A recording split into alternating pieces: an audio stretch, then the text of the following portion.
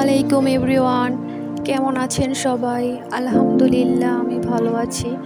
আজকে অনেক দিন পর নতুন একটা ব্লগ নিয়ে আপনাদের সামনে হাজির হলাম। এই তো আমি আমার বাবাকে নিয়ে একটু বাহিরে বের হলাম। গ্রামের প্রাকৃতিক দৃশ্যগুলো আসলেই খুব সুন্দর লাগে। যারা গ্রামে বাস করে গ্রামের এই প্রাকৃতিক দৃশ্যগুলা খুব সুন্দরভাবে উপভোগ করতে পারে। আসলে যারা শহরে বাস করে তারা এই গ্রামের অপরূপ সৌন্দর্য থেকে বঞ্চিত হয়। আমরা গ্রামে বাস করি, তাই গ্রামের ন্যাচারাল পরিবেশে বড় হয়েছি।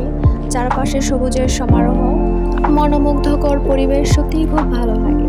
আজকে আমি আমার বাবুকে নিয়ে বের হয়েছি মূলত আমাদের গাছ থেকে কিছুটা সিম পেড়ে নেওয়ার জন্য। এই তো আমাদের সিম গাছ, মাশাআল্লাহ। গাছ থেকে কিছুটা সিম পেড়ে বাসায় নিয়ে যাব।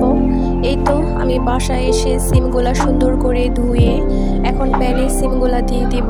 সিমগুলা মূলত খুব সুন্দর বীজওয়ালা সিম। এই তো আমি একটু হলুদ, মরিচ এবং স্বাদ মতো লবণ দিয়ে দিব। লবণ দেওয়ার পর আমি পরিমাণ মতন ঝোল দিয়ে দিব বা পানি দিয়ে। তারপর আমি পেঁয়াজ, মরিচ, ধনেপাতা কুচি করে কেটে নেব। কয়েক টুকরা কাঁচামরিচ সিমে দিয়ে দিব।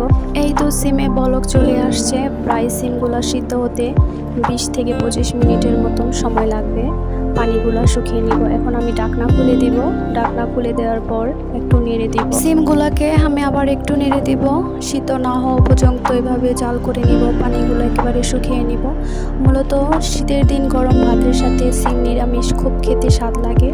ভাজা রুটি বা পরোটা দিয়েও খেতে খুব ভালো লাগে সিম নিরামিষ। তারপর আমি একটু টমেটো দিয়ে ভালোভাবে ভেজে নেব। এখনও কিছুটা পানি রয়েছে। পানিগুলো যখন একেবারে শুকিয়ে যাবে, একটু টেনে আসবে, তখন আমি প্যান থেকে নামিয়ে নেব। এখন একটু প্যানে পেঁয়াজ কুচি, গরম তেলে পেঁয়াজ কুচি, কাঁচামরিচ কুচি দিয়ে একটু ভেজে নেব। ভেজে দেওয়ার পরে যে সিদ্ধ করা সিমগুলো আমি দিয়ে দিব। বাগার বা ফোড়ন দিয়ে দিব। ফোড়ন দেওয়ার পর আমি গরম তেলে গ্যাসের মিডিয়াম লো আছে সিম নিরামিষগুলো ভালোভাবে ভেজে নিব। একটু উল্টিয়ে পাল্টিয়ে সময় নিয়ে ভেজে নিতে হবে। যখন সিম নিরামিষগুলা উপরে তেল ভেসে উঠবে, ভাজা ভাজা হয়ে যাবে, তারপর আমি কুচি করা ধনেপাতাগুলা দিয়ে দিব। ভালোভাবে ভেজে নেব।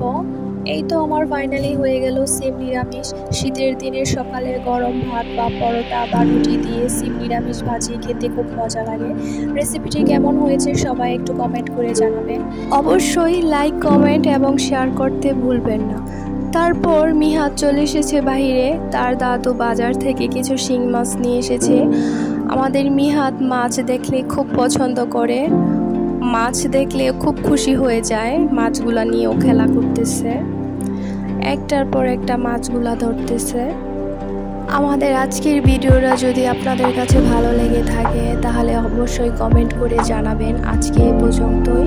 সবাই ভালো থাকবেন। আসসালামু আলাইকুম।